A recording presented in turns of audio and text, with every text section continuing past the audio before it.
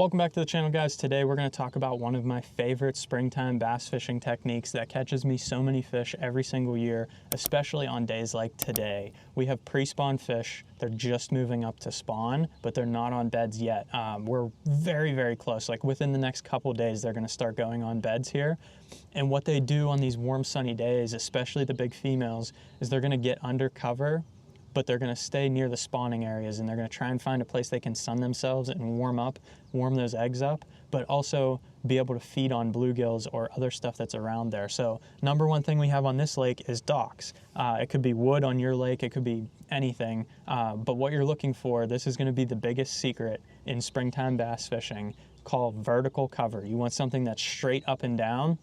Doesn't matter how deep the water is, you just want something straight up and down so that they can literally stay near their spawning area and feed, but be able to just go up and down as they need. So docks, they have vertical poles in the water. They'll be able to just go up and down in the docks and be able to warm up. When the sun comes up, they can just rise up and let the sun hit them. If it gets colder, they can just go down in the water column a little bit and stay underneath that dock and feel comfortable. Or if they feel a threat, they can just go underneath that dock and hang out.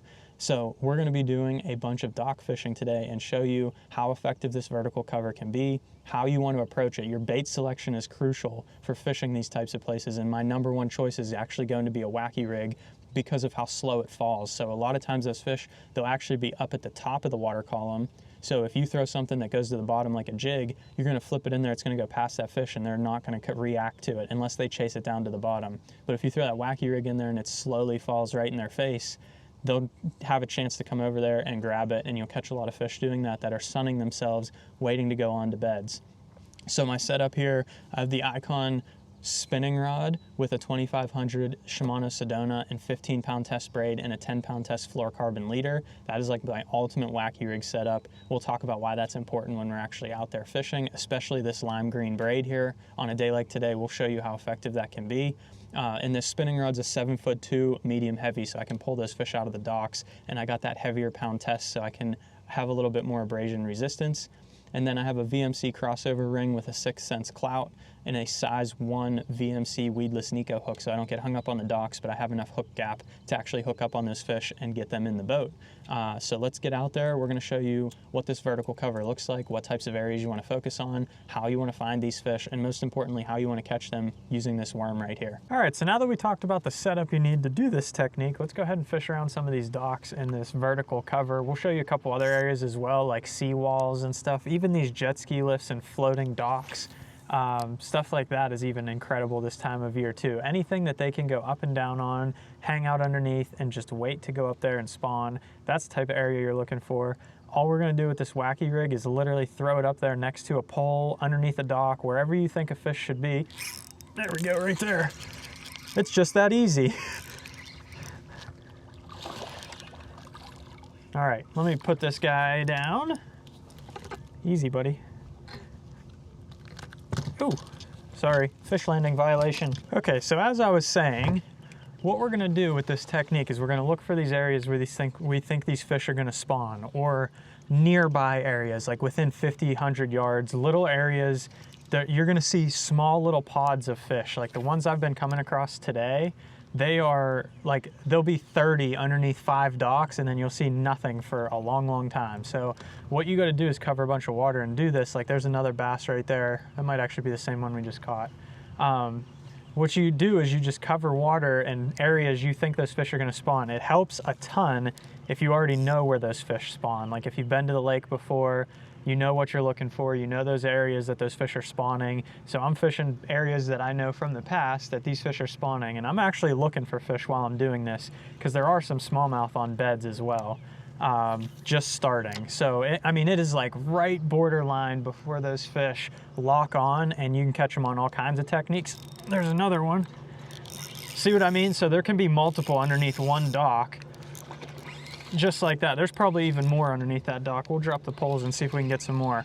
So all you're gonna do is throw this thing up there and just let it sit. So they're either gonna be, they could be on the bottom, they could be suspended, they could be anywhere in the water column. A lot of times these fish are just gonna get up there and sun themselves and hang out there and wait for the water temperature to get right. So it started this morning at like 54, we're up to 57 now, so it's climbing fast. But they're just gonna get up there and sun, hang out, and then go spawn. So we're fishing like those poles that are underneath the dock, they're vertical, so they can hang out next to it, holds heat, and then they can just sink back down if they need to. They can go underneath that dock for shade if they need to. There's tons of bluegill, perch, a bait fish, everything all around this because they're eating the algae that's on the poles. So they have unlimited food, they're nice and fat, they can feed up for the spawn before this little male goes and makes his bed and starts spawning and doesn't eat for a long time. So let's get him weighed up too, and we'll see if we can catch us some more. And the importance of this lime green braid on a day like today is huge, especially fishing around these docks.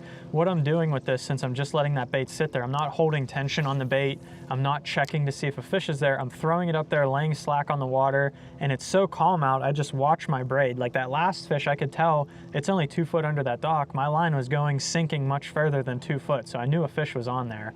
Or you might see a jump or dart left, right, whatever, but it allows you to also see underneath those poles where your line is, more importantly, and if a fish is wrapped around a pole before you set the hook, so you can kind of plan accordingly.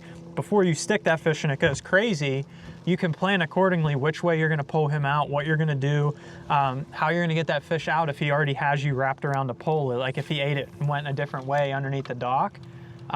So I love using this lime green braid this time of year. It helps a ton. I use it all year round. Anytime you're fishing a finesse bait on a spinning rod or weightless plastic or something, I feel like it's a necessity to have this lime green braid so that you can see what's going on. It doesn't have to be lime green, just high vis. So if you like a different color, or if you're colorblind and can't see green for some reason, you could pick a different color that you might be able to see better, whatever the highest visibility color to you is. They make white, they make yellow, they make bright blue. You can get all different kinds of colors to be able to see this braid, and that's the important part. As long as you can see it, that low vis green can be very hard to see sometimes.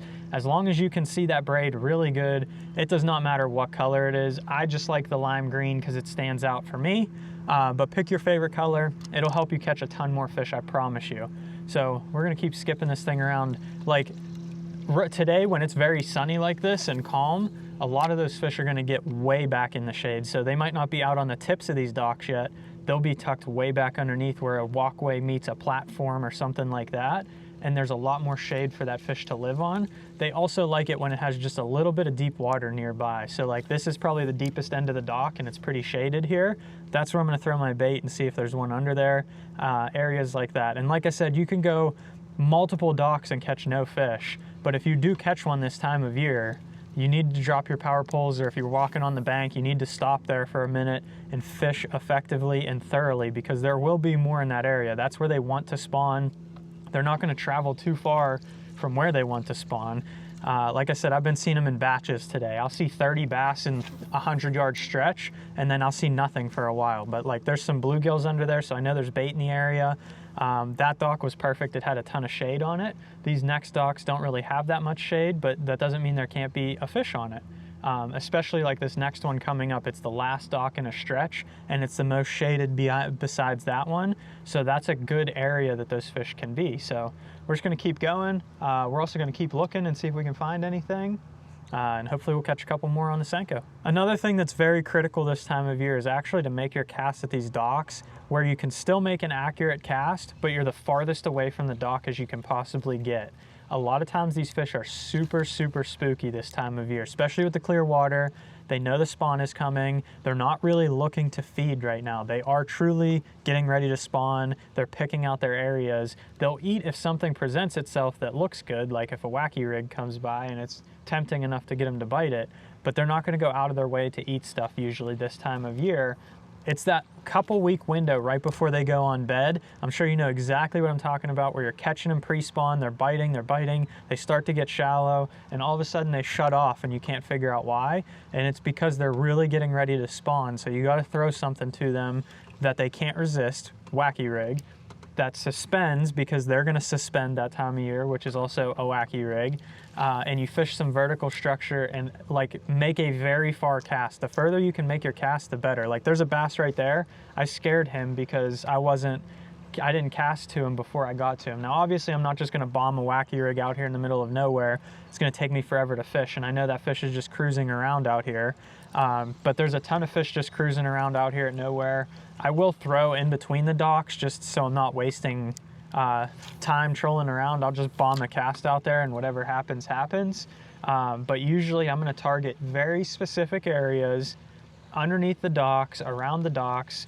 It could be a tree in the water, anything that those fish can just hang tight to, and they can go up and down. So that's all we're going to do. We're going to see if we can find us a couple more here and maybe get on some up on these docks up here.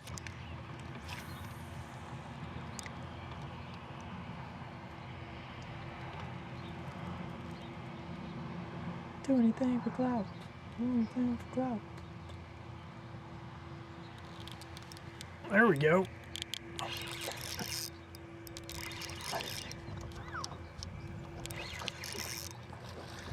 You can see I got that one right on the tip of that dock there. That's actually a nice largemouth. Got him right on the tip of that dock there while I was just letting it lay there. Come here, buddy. That's a nice one. I was just letting it lay there, and I made a very far cast away from the boat so that he didn't see me. He just go ahead and picked it up. So not a bad fish there. We're gonna get one. I think we got one more in us, so let's see if we can get us another one.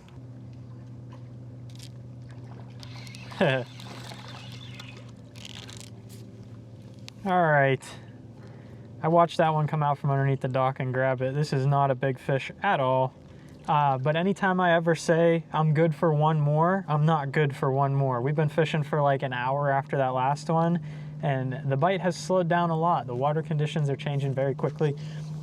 Fish are moving around a lot, but I hope you guys enjoyed today's video talking about how to fish that vertical structure and cover and catch a lot of fish, even if they're little like this, or bigger ones like that 3-pounder we caught earlier today.